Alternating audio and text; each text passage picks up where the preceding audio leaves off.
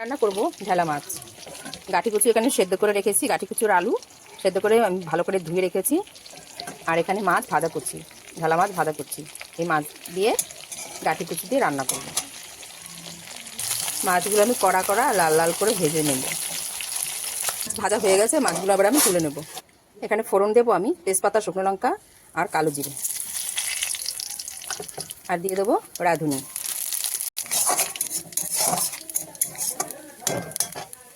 মশলাটা ভাজা হয়ে গেছে, এবার আমি এখানে গাঠি কচুর আলু কেটে রেখেছি সেটা দিয়ে দেবো।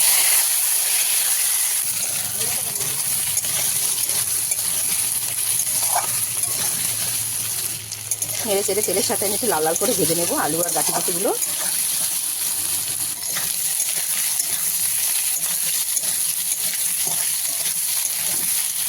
দিয়ে দেবো 1 চামচ হলুদ গুঁড়ো, দিয়ে দেবো 1 চামচ লঙ্কার গুঁড়ো, আর দেবো 1 চামচ নুন।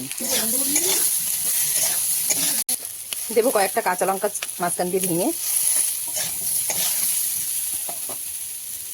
এবার দিয়ে দেবো জল। ঝোল ফুটে উঠেছে, এবার আমি এখানে ভেজে রাখা মাছগুলো দিয়ে দেবো।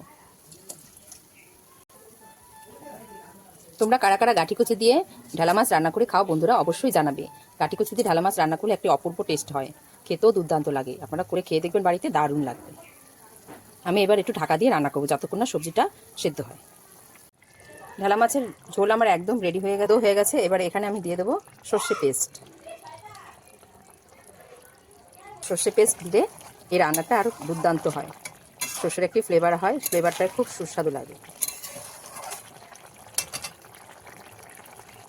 আর দিয়ে দেবো ধনেপাতা কুচি।